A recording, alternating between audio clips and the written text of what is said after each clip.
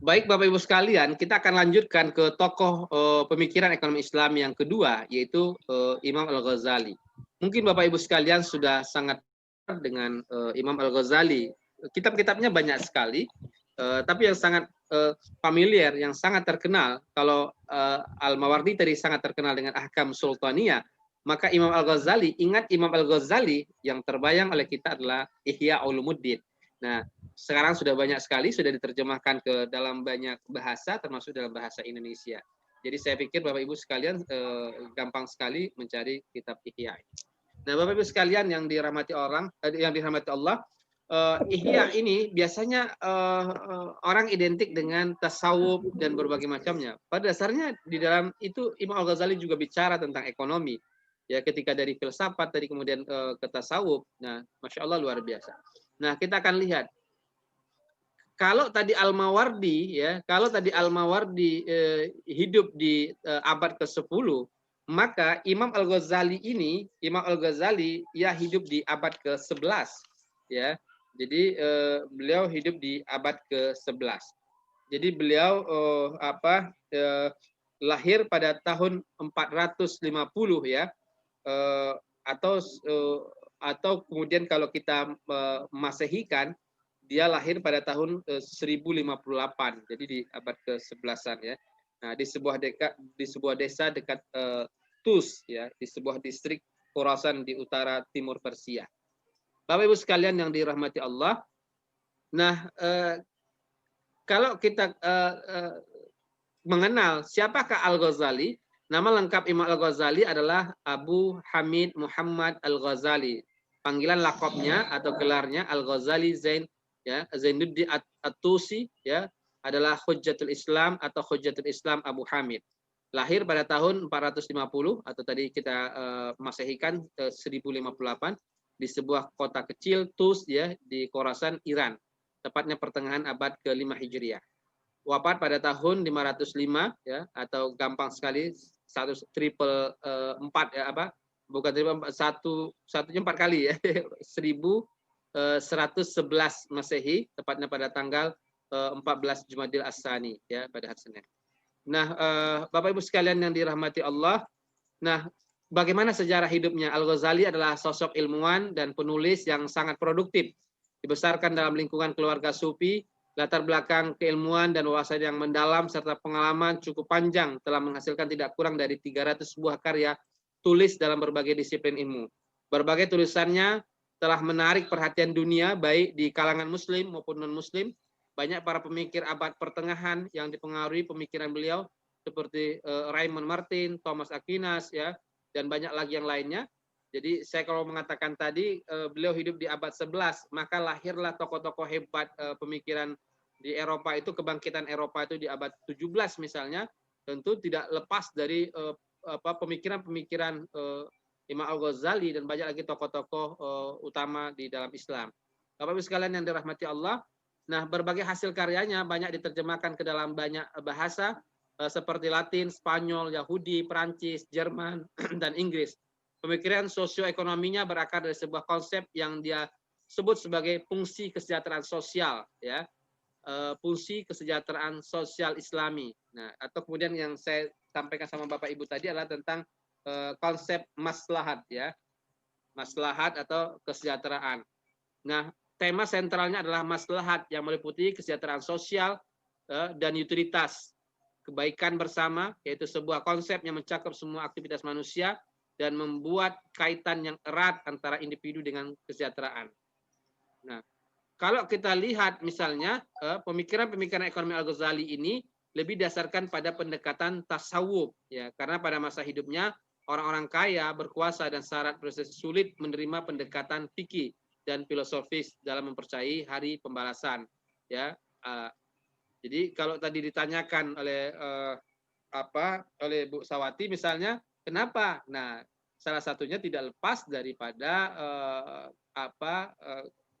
keadaan masyarakat di masa itu ya, di mana masyarakat sulit menerima pendekatan fikih dan filosofis dan dalam mempercayai hari pembalasan dan sehingga lari kepada tasawuf. Nah, corak pemikiran ekonomi tersebut banyak ditemui dalam karya-karya seperti kitab Ihya Ulumuddin, Al-Mustafa, Mizan al-Amal dan Atibar al-Masbuk, Finasi al-Muluk misalnya, dan banyak sekali. Tadi ada berapa? Sekitar 300 ya. Jadi sampai-sampai suatu ketika Imam Al-Ghazali ditanya, Syekh berapa kira-kira karangan Syekh? Sampai-sampai dia bilang mengatakan dia lupa berapa saking banyaknya. Nah ini akan berbeda dengan kita. Satu biografi kadang-kadang kita sebut di mana-mana. Ini beda dengan Imam Al-Ghazali rahimahullah kira-kira. Masya Allah luar biasa. Mudah-mudahan kita juga bisa produktif seperti beliau. Nah kemudian pemikiran ekonominya banyak ditemui dalam karya-karya beliau seperti Ihya Ulumuddin tadi, Al-Mustafa, Al-Mizan dan berbagai macamnya. Lalu kemudian sebelum sampai kepada sana, saya ingin menjelaskan konsep maslahatnya Al-Ghazali tadi ya. Jadi Al-Ghazali selalu bicara tentang konsep kesejahteraan. Konsep kesejahteraan atau kemudian dikenal dengan konsep maslahat ya. Konsep maslahat, dan itu ada 5 ya. Maslahat. Ada 5 maslahat. Yang pertama apa Bapak Ibu sekalian masih ingat? Ada yang kenal? Yang pertama maslahat ad-din ya. Ad-din. Ad-din itu apa? Agama. Nah, pokoknya semuanya adalah agama ya. Artinya bertentangan tidak untuk agama. Tidak. Kalau tidak bertentangan oleh agama, maka dia harus boleh dilakukan. Artinya menjadi satu hal yang utama kira-kira gitu. Lalu kemudian yang kedua adalah konsep apa? An-nafs. Hizbun nafs. Itu apa? Hidup atau jiwa ya. Nah, sama ketika pandemi seperti sekarang ini. Mana lebih penting? Cari uang, menjaga ekonomi atau menjaga jiwa? Jangan sampai kemudian ya ekonomi dapat tapi mati. Nah, itu kan bertentangan ya. Maka itu selalu dari awal-awal pandemi kita selalu berdebat antara menjaga jiwa dengan menjaga ekonomi. Sebagian tokoh politik kita mengatakan ya penting menjaga jiwa, makanya kita disuruh bekerja dari rumah dan berbagai macamnya. Karena kalau jiwanya masih ada, ekonominya bisa bangkit. Tapi kalau ekonomi bangkit, jiwanya mati ya nggak bisa apa-apa kan, kira-kira gitu. Nah ini menjadi sangat penting juga. Jadi anak menjaga jiwa. Lalu ketiga adalah keturunan. An-nasal ya. Nasal ini adalah menjaga keturunan. Nah, apapun yang menghalangi ya untuk menjaga keturunan, nah itu bertentangan. Jadi Masya Allah luar biasa ya. Jadi menjaga keturunan. Jadi artinya sesuatu yang bertentangan itu harus dihindari. Lalu kemudian yang keempat apa Pak? Hifzul mal. Hifzul akal. Ya. Menjaga harta. Makanya dalam Islam nggak boleh juga harta kita diambil orang lain lalu kita diam, ya sudahlah wis lah, kira-kira nggak boleh, karena punya kewajiban untuk menjaga harta. Lalu kemudian menjaga akal ya. Menjaga akal. Nah, akal ini menjadi sangat penting sekali. Tidak mungkin kita bisa menurut Al-Ghazali kesejahteraan itu tercapai kalau akalnya tidak dijaga. Nah, sama saya tanya sama Bapak Ibu sekalian sekarang ini. Ya, pilih mana kira-kira, jual khamar ya, dan jual roti. Pilih mana? Mana lebih maslahat? Roti. Roti. Jual roti, Pak. Roti, Ustaz. 3 hari basi. Khamar ya, semakin lama fragmentasinya semakin mahal. Dari sisi untung khamar, Pak. Nah, pilih mana? Kalau menggunakan konsepnya Al-Ghazali tadi. Bingung kan? Ya. Pilih mana? Pilih Khamar aja Pak, lebih banyak untung.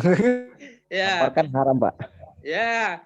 Nah, tapi kan dia tidak maslahat kan? Dia akan merusak akal kan? Ya, merusak nasal, ya kan, dan berbagai macamnya. Nah, begitulah Bapak Ibu sekalian, dalam ekonomi Islam itu bukan hanya persoalan untung belaka, tapi persoalannya halal atau haram. Ya. Lalu buat apa kemudian kalau untungnya dapat tapi kemudian tidak berkah? Ya. Berkah itu hanya bisa dirasakan Bapak Ibu sekalian. Ya. Kadang-kadang ya itu Masya Allah luar biasa. Ya. Ada orang pendapatannya biasa-biasa tapi hatinya tenang gitu ya. Ya. Nah, Masya Allah luar biasa. Yang paling bagus hartanya banyak kayak Utsman bin Affan, Abdurrahman bin Auf, tapi hatinya tenang ya. Jadi itu yang paling penting. Nah, pilih mana juga nih? Ternak kambing atau ternak babi? Karena kambing. Produk Kambing, halal. kambing sekali Halal, beranak Pak. dua. Halal. Kambing sekali Kambing beranak lah, 2. Pak. Babi sekali beranak 10. Tuh kan. Pilih mana? Bidang halal. Halal kambing kalau Kambing dapat lah, untung ya Pak. babi, Pak. Nah, itulah Bapak Ibu sekalian ya. Jadi dalam hidup ini ya, kalau kita yakin bahwa yang ngatur uang itu Allah, begitu mudah oleh Allah untuk memberinya, begitu mudah oleh Allah untuk mengambilnya, maka pada dasarnya ya, tetaplah pada konsep bagaimana maslahat ini, kesejahteraan ini ya. Selama bisnis kita tidak bertentangan dengan agama, lanjutin. Selama bisnis kita tidak bertentangan dengan jiwa, tidak merusak jiwa orang, tidak membunuh orang lain, lanjutin. Selama bisnis kita tidak bertentangan ya, membunuh keturunan ya dengan berbagai macam aborsi dan berbagai macamnya, lanjutin. Kalau tidak bertentangan ya dengan kemudian membuat orang bangkrut dengan riba dan berbagai macamnya, lanjutin. Kalau tidak bertentangan dengan akal ya, malah mencerdaskan otak anak-anak negeri ini, lanjutin. Tapi kalau bertentangan berarti tidak bisa mencapai sebuah kesejahteraan. Wah, Pak Hendra repot nih Pak Hendra, belajar sama Pak Hendra ini. Kalau gitu sulit juga ya Pak Hendra, kira-kira gitu kan. Ya bagi saya sederhana sih. Yang ngasih duit Allah, yang ngasih duit Allah. Ya. Jadi bukan persoalan bekerjanya kita Pak, bukan persoalan iklan kita. Kalau persoalan iklan banyak lagi orang lebih hebat iklannya dibanding kita. Kalau persoalan tenaga lebih banyak lagi orang tenaga dibandingkan kita. Persoalan modal, banyak lagi orang lebih kaya modal dibanding kita. Persoalannya apa, Bendra? Boleh jadi doanya orang tua kita yang bikin kita sukses. Boleh jadi doanya istri kita, doanya suami kita, doanya anak-anak kita. Yang buat kita laris manis dagangannya. Jadi Masya Allah luar biasa. Jadi konsep itu. Nah, kita kembali dari konsep maslahatnya Al-Ghazali tadi. Ya, lalu kemudian Al-Ghazali juga mengatakan ada sumber pendapatan Muslim dan non-Muslim. Ya. Jadi ada pajak dan berbagai macamnya ya, digunakan untuk membeli untuk membela negara, lalu untuk kesejahteraan dan berbagai macamnya. Lalu kemudian kita kembali pada konsep uang. Pak Hendra, apakah Imam Al-Ghazali bicara tentang konsep evolusi uang dan fungsi uang? Iya, Imam Al-Ghazali bicara tentang uang. Menurut Imam Al-Ghazali, uang itu tidak mempunyai harga, namun dapat merefleksikan harga semua barang atau jasa. Duh, sulit Pak Hendra ya. Iya sulit kalau bicara dengan orang yang filsafat ya, lalu paham tasawuf dan berbagai macamnya. Coba kita renungin pelan-pelan ya belajarnya ya. Coba duit nggak nih ya di kantong saya ada. Nah, uang itu tidak mempunyai harga. Ya. Kelihatan nggak duit sih nggak? Terang banget guys. Uang itu tidak mempunyai harga, namun dapat merefleksikan harga semua barang atau jasa. Jadi semua barang dan jasa akan dapat dinilai atau diukur masing-masing dengan uang. Ibarat cermin. Imam Ghazali mengatakan ibarat cermin. Semua jenis benda yang dihadapkan pada sebuah cermin, maka cermin tersebut akan dapat memantulkan gambar benda yang ada di depannya. Demikian juga dengan uang. Semua benda atau produk yang dihadapkan dengannya akan dapat dinilai berapa masing-masing harganya.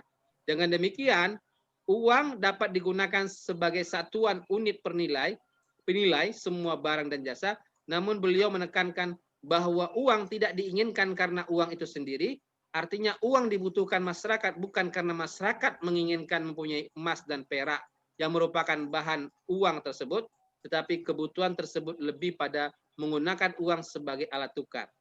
Ya, uang baru akan memiliki nilai jika digunakan dalam satuan pertukaran. Tujuan utama dari emas dan perak adalah untuk dipergunakan sebagai uang. Uang tidak dibutuhkan untuk uang itu sendiri. Bisa dipahami atau sulit memahaminya? Bapak Ibu sekalian tuh uang ini karena uangnya atau karena barangnya? Barang. Oke. Itu yang dikatakan oleh Imam Al-Ghazali. Ya. Jadi kita tuh bukan karena pingin uangnya kan, tapi karena pingin barangnya kan. Berarti uang ini sebagai alat tuh tukar aja kan. Ya. Jadi Imam Al-Ghazali mengibaratkannya sebagai cermin. Ya. Ya, dia mencerminkan berapa jumlahnya dan berbagai macam. Sudah, nanti kalau sulit baca lagi berulang, nanti mudah-mudahan paham. Lalu yang kedua, menimbun dan melebur uang. Ya. Merujuk pada Al-Quran, beliau mengecam para penimbun uang yang dianggapnya sebagai penjahat. Ya. Uang yang ditimbun tidak akan memberi manfaat bagi masyarakat luas.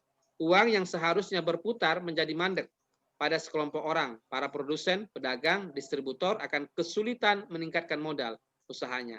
Karena uang menjadi langka akibat ditimbun atau hanya berputar pada kalangan tertentu. Penimbun uang akan mengurangi produktivitas dan efisiensi usaha. Yang lebih buruk lagi adalah orang yang melebur dinar dan dirham menjadi perhiasan, emas dan perak. Mereka adalah orang yang tidak bersyukur kepada Sang Pencipta dan kedudukannya lebih rendah daripada penimbun uang. Ada yang hafal nggak ayatnya? Walladzina yaknizuna az-zahaba wal fiddah. Terusin dong. Ada yang hafal nggak Hafiz Quran? Itu. Walladzina yaknizuna az-zahaba wal fiddah, dan orang-orang yang menimbun emas dan perak. Apa kata Allah di situ? Sayutawwaquna ma bakhilu bihi. Fabashirhum bi'adzabin alim. Kasih kabar gembira dengan azab yang pedih. Semestinya fabashirhum itu kasih kabar gembira dengan surga. Tapi ini bi'adzabin alim. Dengan azab yang pedih. Apa azab yang pedih itu? Emas dan perak itu nanti dia akan dilelehkan, lalu kemudian dilemparkan. Masya Allah. Jadi kalau begitu berat juga ya kalau nimbun duit kira-kira gitu ya. Teori ekonominya gimana Pak Hendra? Gampang bagi saya teori ekonominya. Teori ekonominya itu ya. Nih kalau kita bikin ada dua pasar misalnya. Ini jelas nggak di kalau Bapak Ibu kalau nggak jelas ya, Bapak Ibu tinggal pinkan ya. Jadi jelas tulisan Pak Hendra nih. Nah, misalnya ini pasar ya. Ada pasar. Ini pasar uang, ini pasar barang. Nah, ketika uangnya ini dikurangi ya. Berarti apa yang terjadi Bapak Ibu sekalian? Inflasi atau deflasi itu? Ya. Ya. Jadi kelebihan uang nggak boleh, ya. Kekurangan uang juga nggak boleh. Nah, jadi berbahaya. Jadi harus seimbang. Lalu bagaimana cara negara melihatnya? Maka dilihat sesuai dengan pertumbuhan ekonomi kan. Kalau 5% pertumbuhan ekonominya, maka 5% akan dicetak uangnya kan. Jadi gitu. Jadi meskipun ada banyak ide-ide macam-macam ya di tengah pandemi COVID seperti sekarang ini. Ada yang mengatakan cetak aja uang banyak nggak apa-apa, ya. Tapi kalau tidak seimbang menurut secara teori ekonomi, dia akan bermasalah kan. Meskipun akhir-akhir ini banyak partai politik masih mengatakan cetak aja uang, gitu. Tapi bagi yang paham teori ekonomi, dia mengatakan ini yang akan terjadi. Ya. Ketika kelebihan uang dan barang maka akan terjadi ya. Teori inflasi dan deflasi akan terjadi di sana. Nah, baik Bapak Ibu sekalian. Lalu kemudian pemalsuan uang. Nah, jauh di abad ke-11 Imam Al-Ghazali sudah bicara tentang pemalsuan uang, jauh sebelum kita bicara tentang pemalsuan uang hari ini. Menurut Imam Al-Ghazali, peredaran uang palsu, yaitu dengan kandungan emas atau perak yang tidak sesuai dengan ketentuan pemerintah, beliau kecam keras. Menurutnya, mencetak atau mengedarkan uang palsu itu lebih berbahaya ya daripada mencuri 1.000 dirham. Perbuatan mencuri adalah satu dosa, sedangkan mencetak dan mengedarkan uang palsu adalah dosa yang terus berlipat setiap kali uang itu dipergunakan. Dengan beredarnya uang palsu, maka tidak hanya satu pihak yang dirugikan, tapi banyak pihak dan terus bertambah dari waktu ke waktu seiring dengan terus bergulirnya uang palsu tersebut pindah dari satu tangan ke tangan lainnya. Jadi Masya Allah luar biasa. Imam Al-Ghazali mengatakan, ya orang yang mencetak atau mengedarkan uang palsu itu lebih berbahaya dari mencuri 1.000 uang dirham. Jadi Masya Allah luar biasa, dia mengecam gitu ya. Ya juga sih. Kalau kita dapat uang palsu, habis itu beredar lagi dari satu tangan ke tangan lainnya. Dan itu merusak ekonomi. Lalu kemudian, apa kontribusinya terhadap ekonomi? Beliau membolehkan peredaran uang yang tidak mengandung emas dan perak. Asalkan pemerintah menyatakan uang tersebut sebagai alat bayar yang resmi. Nanti kita akan lihat Ibnu Khaldun. Kalau Ibnu Khaldun beda lagi, Bu. Bapak Ibu sekalian. Kalau Ibnu Khaldun mengatakan, ya uang itu harus terbuat dari emas dan perak. Imam Al-Ghazali mengatakan nggak perlu selama pemerintah menjamin, selama pemerintah ya menyatakan uang tersebut sebagai alat bayar yang resmi. Kita kan sering berdebat Bapak Ibu sekalian tentang uang emas dan perak. Nah, Rasulullah sendiri pada dasarnya pada masa itu Rasulullah tidak menggunakan menggunakan uang dinar dan dirham bukan buatan Islam kan? Ya, untuk menghindari riba kan? Karena pada masa itu Rasulullah fokus pada bagaimana perkembangan dakwah kan, jadi tidak fokus kepada uang. Jadi pada masa Rasulullah masih menggunakan mata uang dinar dan dirham yang pada notabene kerajaan Romawi dan Persia yang bukan Islam. Ya, meskipun pada akhirnya kita punya uang dinar dan dirham dan itu berakhir pada masa kehancuran Turki Utsmani. Khilafah Turki Utsmani pada saat itu kita tidak punya lagi uang secara Islami. Nah, Bapak Ibu sekalian yang dirahmati Allah, jadi Imam Al-Ghazali berbeda nanti dengan konsepnya Ibnu Khaldun. Insya Allah akan kita bahas minggu depan. Ibnu Khaldun mengatakan mata uang harus terbuat dari emas dan perak karena lebih stabil. Dulu 1 dinar dapat 1 ekor kambing. Nah, sekarang 1 dinar berapa Bapak Ibu? Dapat 1 ekor kambing juga. Berapa sekarang 1 dinar? Saya masih ingat dulu beli ketika nikah itu 1 dinar itu 1.400.000-an ya 2000. Sekarang 4 juta. Sekarang 1 dinar sudah 4 juta. Berapa Bapak? 3 juta lebih. 3 juta ya? Oh, Tiga ya, tuh bayangin kan kira-kira gitu kan. Berarti kan sama seharga kambing sekarang kan. Jadi dia tetap stabil. Ya. Tapi menarik juga konsep Imam Al-Ghazali mengatakan yang penting pemerintah mengakuinya. Di dalam mata uang kita ini sebenarnya sudah pakai Bismillahirrahmanirrahim Bapak Ibu sekalian. Yang benar sih Pak Endra. Coba perhatikan. Punya duit nggak? Itu kan dengan rahmat Tuhan yang Maha Esa, Negara Kesatuan Republik Indonesia mengeluarkan rupiah. Bismillahirrahmanirrahim. Nanti Bapak Ibu jalan-jalan nanti ya ke museum uang ya di Kota Tua ya. Nanti lihat situ. Saya sudah pernah masuk itu. Kita lihat mata uang dari zaman kerajaan macam-macam ya. Ada Islam dan berbagai macam. Lalu kemudian kita teruskan.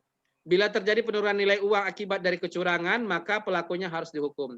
Nah, persoalannya begini kan, tidak sedikit misalnya orang kemudian ya itu tadi ya tentang uang ini sama seperti tadi meleburkan ya karena dibikin perhiasan dan berbagai macamnya. Tapi dalam konteks ini bila terjadi penurunan nilai uang akibat dari kecurangan, maka pelakunya harus dihukum. Namun apabila terjadi pencampuran logam dalam koin merupakan tindakan resmi pemerintah dan diketahui oleh semua penggunanya, maka hal tersebut dapat diterima. Kemudian secara tidak langsung beliau membolehkan kemungkinan penggunaan uang representatif. Sampai hari ini kita masih berdebat Bapak Ibu sekalian tentang dinar atau dirham atau kemudian uang kertas dan berbagai macam. Tapi ya semuanya punya landasan teori masing-masing. Imam Al-Ghazali punya landasan, nanti Ibnu Khaldun juga punya landasannya. Akan kita bahas minggu depan insyaallah. Lalu kemudian perdagangan uang. Boleh nggak perdagangan uang? Nah, menurut Imam Al-Ghazali, beliau berpendapat bahwa aktivitas perdagangan dinar dengan dinar sama halnya dengan memenjarakan uang. Sehingga tidak lagi dapat berfungsi. Semakin banyak uang yang diperdagangkan, maka semakin sedikit yang dapat berfungsi sebagai alat tukar. Bila semua uang dipergunakan untuk membeli uang, maka tidak ada lagi uang yang dapat berfungsi sebagai alat tukar.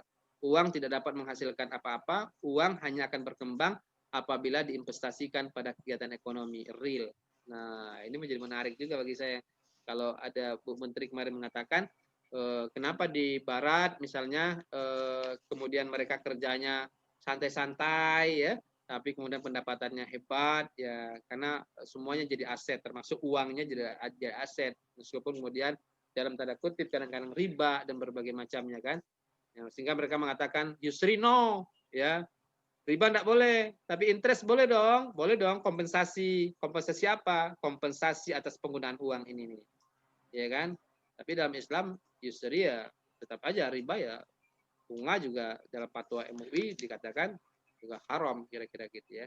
Jadi dalam bahasa Arabnya itu faidah riba lah, faidah boleh dong. Maka kalau Bapak Ibu pergi ke Malaysia namanya bank tanpa faedah.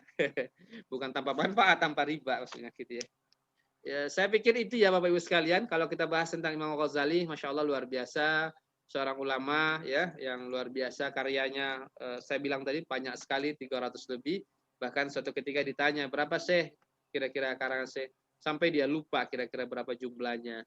Dan tentu ini menjadi inspirasi dengan kita. Kadang-kadang kita punya satu, tapi kadang Masya Allah diceritain terus kadang-kadang. Makasih ya Bapak Ibu sekalian. Silakan kita akan lanjutkan berdiskusi di mata kuliah ini.